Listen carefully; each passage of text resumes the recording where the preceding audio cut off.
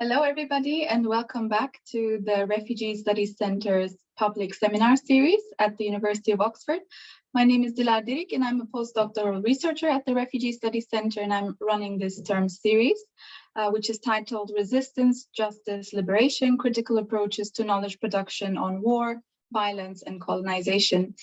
This is the fifth seminar in this series. Last time we were joined by Nisan Alıcı and Güneş Taşlı, who spoke to us about the struggle for peace by women's and LGBTQ plus organizations in Turkey. And you can catch up on the previous talks on the Refugee Studies Centre's YouTube channel in case you missed it.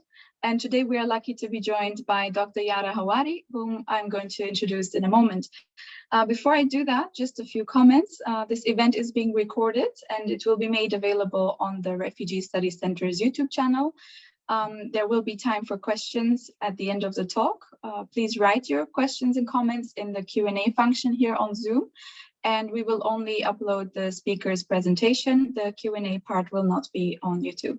As I mentioned, the title of this series is Resistance, Justice, Liberation, Critical Approaches to Knowledge Production on War, Violence, and Colonization.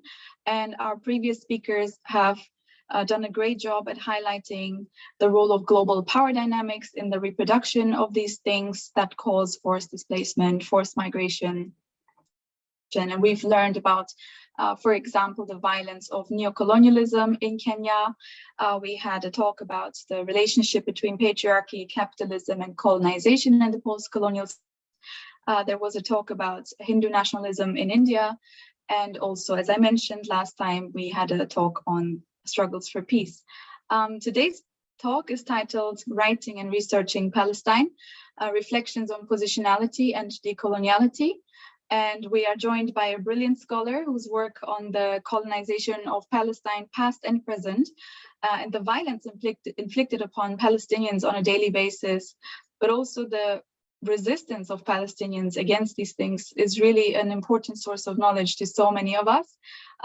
So it's really a pleasure to be welcoming Dr. Yara Hawari to the Refugee Studies Center. She's the senior analyst of Al-Shabaka, the Palestinian Policy Network. She completed her PhD in Middle East politics at the University of Exeter, where she taught various undergraduate courses and continues to be an honorary research fellow. In addition to her academic work, which focused on indigenous studies and oral history, she's a frequent political commentator, writing for various media outlets, including The Guardian, Foreign Policy, and Al Jazeera English. And her debut novella, which I have right here, The Stone House, was published in December 2021. So it's truly a pleasure to have you here, Yara. Thank you so much. And we're all very excited to hear your talk. The floor is yours. Thank you so much for inviting me, Dilar, and for that really lovely introduction. I suppose I should start just by talking a bit about, who I am beyond that lovely bio that Dilar shared. Palestinian researcher, writer, and analyst. I have always worked on Palestine and the wider Middle East region. I've lived 2/3 of my life in Palestine, but as you can probably tell from my accent, my higher education and academic training took place in the UK at British institutions. And for the last 5 years, I've been working for a think tank called Al-Shabaka, where we produce critical political analysis by Palestinians. So today in this seminar, I want to talk to you a bit about what it means to write and research Palestine as a Palestinian, and what it also means to be a politically engaged scholar committed to decolonization. And then I'll also talk to you a little bit about my last project, which completely deviated from the work that I always expected that I would do. So much of my research has always stemmed from a commitment to decolonizing knowledge on Palestine, and really taking up Edward Said's call for Palestinians to narrate their own story. And I've never made a claim to political neutrality or distance in my work, and I think it's impossible for any scholar to do so, for that matter. Our positionality, the way in which we approach our research is always going to be influenced by our multiple identities, including our geographic and social locations, our political affiliations, our gender, our class, our sexuality, etc. And these all impact the way in which we come to know the world around us. And in the case of scholars, how we carry out research. In my case, my chosen field of study is a place and a community that I am part of, that I have a stake in. And it's something that I've always been politically involved in for as far as I can remember. And for many Palestinians, being politicized is not a choice. Mohawk scholar Gerard Taiki, Alfred, said it really well when he said, "It has been said that being born Indian is being born into politics." I believe this to be true because being born a Mohawk, I do not remember a time free from the impact of political conflict. And what this means is that for those of us born under colonization, military occupation, and other forms of subjugation, is that our lives are inherently political. So when you ultimately refuse the conditions that have been prescribed to you by the nature of your birth, you enter into the realm of political struggle, whether you want to or not. And of course, our ethnic, national, social identities are not the only things that affect our positionality, as I mentioned earlier. One's social economic class, gender, sexuality, etc. All of these affect and influence the way that we research, the methodologies we use, the sources we refer to, the theories that we base our hypotheses on, and ultimately what we write when we put pen to paper. But even though we all have these multiple identities that influence our positionalities and the way that we work, these aren't treated equally. And indeed, some voices and positionalities in the academy and other spaces of research are privileged over others. Going back to Edward Said, of course, because I'm Palestinian, I have to quote him. His seminal work on Orientalism, he talked about this at length, as I'm sure all of you are aware. And he highlighted the political and imperial underpinnings that seek to maintain material and epistemic hierarchies. And Orientalism went on to inspire a lot of what is considered today as post-colonial scholarship, which among many things was committed to bringing to light in the Western Academy the human cost of colonialism. Spivak's essay, Can the Subaltern Speak, in 1988, continued the critique of Western scholarship, but it also included an important critique of post-colonial studies for mirroring the power structures of colonialism and its complicity in maintaining white heteropatriarchal structures of power. Now, I want to share some words from perhaps a lesser known writer, Grada Colombo, who is a Portuguese artist and writer, who said the following in a lecture performance entitled Decolonizing Knowledge.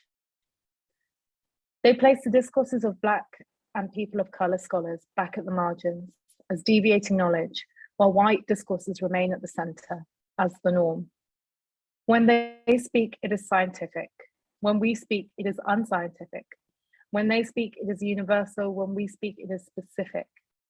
When they speak, it is objective. When we speak, it is subjective. When they speak, it is neutral. And when we speak, it is personal. When they speak, it is rational. When we speak, it's emotional.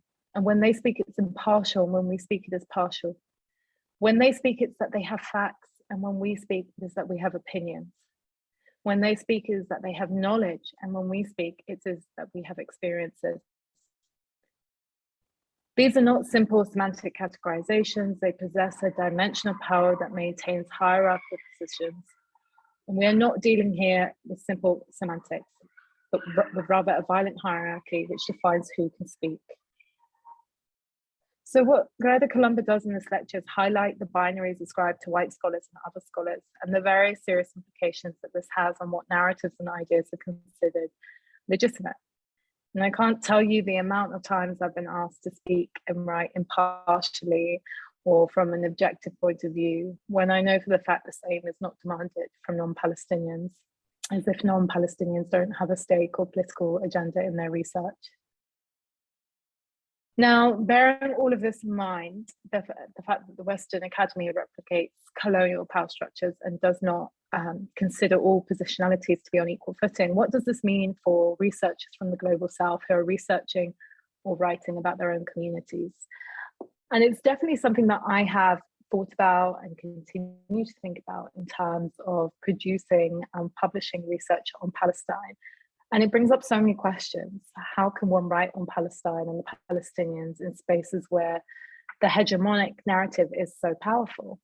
And I think here it's really important to understand knowledge production in the Foucauldian sense, that knowledge is power and control over the hegemonic narrative results in very real and material implications on the ground for Palestinians. And of course, this isn't only limited to Palestine. The Western Academy was built on the understanding that knowledge can dominate and conquer people entirely. And as such, it was implicit in the material manifestations of colonialism. You know, we saw colonial intellectuals develop theories of racism that bolstered support for colonial endeavors and that provided ethical and intellectual grounds for their dispossession and oppression and domination of colonized subjects. And these same institutions would also train would-be colonial administrators in native communities. Many of the programs today, such as Middle East or various Asian studies programs, have such roots. And so we see that knowledge production was and continues to be very much an accomplice to empire. And today the Academy remains complicit in the misuse of power. For example, through the development of weapons, security technologies, and intelligence gathering. In Israel, for example, the Technion, the Israeli Institute of Technology, conducts weapons research and develops arms for the Israeli Defense Forces.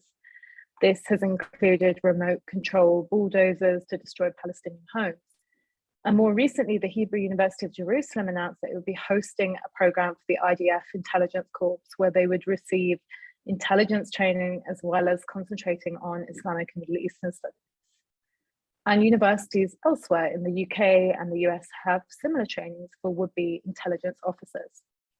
In my Middle East Studies BA degree at Exeter University, for example, there were quite a few people from the army and several others who went on to work in intelligence. And even in spaces considered progressive and liberal, scholarship can still reproduce dangerous structures of power. For example, giving space to dehumanizing rhetoric, which justifies mass violence. And I think even more so with the onset of neoliberalism, where many academic spaces have significantly been depoliticized and has even seen the entrenchment of hierarchical knowledge structures. So, considering all of this, what does it mean to do this kind of work with institutions that inherently reproduce power structures? And how do we pursue a politically engaged scholarship that embraces our positionality, as in my case, a Palestinian scholar, but also a scholarship that is more ethical and more politically inclined? Firstly, I think we can insist on a critical pedagogy centered around the oppressed and the colonized. Paulo Freire writes about this. He writes the following: a critical pedagogy must be forged with, not for the oppressed, This pedagogy makes oppression and its causes objects of reflection by the oppressed. And from that reflection will come the necessary engagement in the struggle for their liberation. So making oppression objects of reflection by the oppressed, as Freire writes, means the reframing of narratives so that they focus on the experiences of the oppressed. And whilst the quote that I just read out is a bit ambiguous about who the oppressed is, I think we can identify them as those who are dominated by the prevailing structures of power, such as patriarchy, colonialism, and white supremacy. In the case of Palestine, this requires a recalibration of knowledge production, where Palestinians are not merely seen as objects of Israeli oppression. And it also means returning to a lexicon which uses words such as liberty, justice, and decolonization, rather than one that talks of conflict resolution and state building. And in addition to theoretical framing, I think an appropriate way to address this is also through the undertaking of particular research methods that seek to include and represent as much as possible the community one is writing about. So for example, I am an oral historian by training, and oral history has often been a large part of my methodological process, much of my writing, including of my current political analysis. It's a methodology that many argue allows for a more collaborative approach to research and writing, although it still acknowledges, of course, that the researcher still acts as this medium through which oral histories are transmitted. So it does have its limitations. But traditionally, this relationship between the researcher or interviewer and the research participant was one of subject and object. But I think an increased understanding of this as problematic has led to more conscientious efforts by oral historians to view the interview as a collaboration from the outset. And of course, recognizing power relations is an important part of the interview process. Class, gender, status, race, age, and education are some of the things we need to take into account when interviewing an individual. And there are many more influences at work in terms of what information is shared and how it's processed and recorded. Importantly, oral history in qualitative research does not seek to represent the community studied with statistics from questionnaires as quantitative research might. Rather, qualitative oral history acknowledges its limitations in terms of representation, and I think offers a more intimate look at how people interpret and reconstruct the past. Through the conversational and collaborative nature of an interview, we can often discover nuances and details that we didn't expect. And the possibility of discovering something not even thought of before, and even that challenges our own assumptions and positionalities, is definitely a huge advantage. Oral history in its very essence is subjective, and it is this subjectivity, I think, that makes it so rich with meaning and a multi-layered textual detail. Now, going back to this idea of a politically engaged scholarship, I think this also means, definitely for me at least, making sure that my research has a positive and potentially transformative impact and is not at all separated from politics. In many historically revolutionary contexts, the boundaries between scholars and revolutionaries was often blurred. And a very obvious example, of course, is Frantz Fanon, who's often referenced in scholarship on colonialism and settler colonialism for his analysis on the colonial condition. Yet Fanon was also an active member of the Algerian National Liberation Front, and much of his writing intersected thought and practice, offering a revolutionary praxis. For Fanon, the intellectual and the revolutionary were not mutually exclusive terms, rather they were complementary roles. Similarly, in the 1960s, there was also a cohort of Palestinian scholars who were producing scholarship from the PLO Research Center, including Sabri Jirias and Faiz Sayegh. And for these scholars and many others, liberation, revolution, and knowledge production was understood to be intimately connected. The African-American feminist scholar activist Audre Lorde also recognized the need to be a politically engaged scholar, and particularly in the context of an academy that was and still is colonial and heteropatriarchal. In 1979, at a conference commemorating the 30th anniversary of the publication of The Second Sex by Simone de Beauvoir, Lorde delivered what would become her best-known speech, and in it, she challenged the legitimacy of the conference in which women of color and queer women were seriously underrepresented. She said the following: "It is a particular academic arrogance to assume any discussion of feminist theory without examining our many differences and without a significant input from poor women, Black and third world women, and lesbians." Using her own experiences as Black and queer women, Lorde highlighted the need for politically engaged scholarship in order to challenge the overarching structures of dominance within spaces of knowledge production. Importantly, she also challenged the notion of reform. She famously said, "The master's tools will never dismantle the master's house." Now, with all of this in mind, the hierarchies in the academy, the privileging of positionalities over others, led me to think about different spaces and forms of writing and publishing, which would allow me more freedom. So my current job is with a Palestinian think tank, and so that certainly helps in terms of there being no censorship and that we center our work around the Palestinian community. But the research, inevitably, the research and analysis that we put out still falls within a certain structure or format that is expected of an institution like ours. And so this led me to pursue a different type of writing. And it culminated in me publishing my first book, a novella, last year in December. And this, I have her here. The novella is called The Stone House, and it's published by Hawari Press, an independent London-based publishing house that works with writers of colour. And the book is written as a novel, but it's also non-fiction. Everything that happens in the book is true. All of the stories were collected through research, not only through oral history and the gathering of testimonies, but also drawing from secondary sources. And the book is focused around three characters: my father, my grandmother, and my great-grandmother, and it traces their stories from a particular point in time. And the majority of the narrative was actually based on conversations with two people, my family, my father, my aunt, as well as this body of knowledge that I have always carried with me since childhood. And I actually spent much of the first lockdown period on the phone with them, not knowing what this project would eventually look like, but just chatting and identifying various themes and points in time that were important and asking them about them.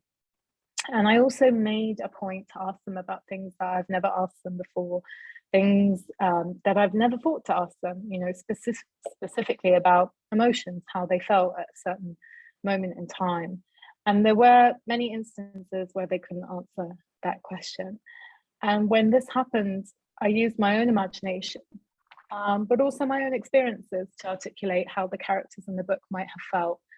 And I think in the case of Palestine, and probably in other cases as well, in similar situations, because we are experiencing this continuous Nakba, this continuous state of displacement, whether from a place or time, I think it's not hard to imagine what people in 1948 were feeling, or 1967, or whenever, because it is so continuous and repetitive. So that's where maybe the fiction comes in, but even that fictionalization is based on personal experience, and I think it would be fair to say that it's not too far off from reality. And as an oral historian, I have been trained to understand how to talk to people and how to record memories and testimonies from what they say. And of course, there is a certain ethics around this process, making sure that you don't re-traumatize people. And I think one of the interesting things with this project is that because it was so personal, there was also a sense of re-traumatizing myself in the process. And so it was a very difficult project, but I think in the end, very cathartic. And it was a very liberating process to write about Palestine and to write about my family in this way. Because usually when you write about Palestine, as I've mentioned, in academic spaces or policy spaces, as I do so for my work, everything is rigorously reviewed and double-checked. And as an academic, of course, I agree that peer review is an important way to get critiqued and develop your own work. But I think obviously when it comes to Palestine, there are double standards. And we see that a lot in the academy and in the policy world. So it was nice to be free of that, writing this book. And I think that's partly because this book is a novella, but also because I could present a clear, strong and affirmative politics with regards to Palestine. It was liberating, not just the type of writing itself, but also I think who was publishing it gave me this incredible sense of being able to write with any form of self-censorship. And as much as we might not censor ourselves as academics, I think inevitably we do. We don't live in a void or a vacuum. We face all kinds of pressures. So this was a really pleasant thing to do, and I feel incredibly privileged that I was able to do it. But it was also emotionally difficult. It was a kind of writing that I've never explored before, and something that I encourage many people to give a go. But I think I'll end here. And I know I jumped around a bit and talked a lot about a lot of different things to do with positionality and politically engaged writing. But I think if there are some questions, we can move to those. I'd be happy to answer them. Thank you so much, Yara. This was amazing. Yara, this was such an amazing talk. Thank you so much for reminding us of the political responsibilities also that come with producing research, knowledge production, reminding us of the fact that we can do research differently in ways that are helping us and other people, communities in their struggles for justice. And that it is important to do one's work in making sure one is not complicit in the violence and domination of entire regions or communities. I think this is so important, and I think generally talking about Palestine, writing about Palestine, as you do and as many Palestinian scholars do, and that whom we respect very much, is something that I think more of us should definitely incorporate into everything that we're doing, because as you said, these things are all entangled. The oppression of people in one place is often, very often, more often than not, connected with the oppression of people elsewhere. So in a way, it's not possible to think about freedom anywhere without also thinking about the freedom and liberation of the Palestinian people. So thank you so much for everything, Yara. And thanks to everybody here on this call for coming. As you know, you can check out Yara's work, definitely check out her book. And next week, we will have the final seminar in this series. It's going to be a talk by Dr. Ayça Çubukçu, who's going to talk about liberal violence. So that's going to be a great talk as well. Many thanks, everybody. Have a good rest of the evening. And thank you so much, Yara. Thank you. Thank you, everyone.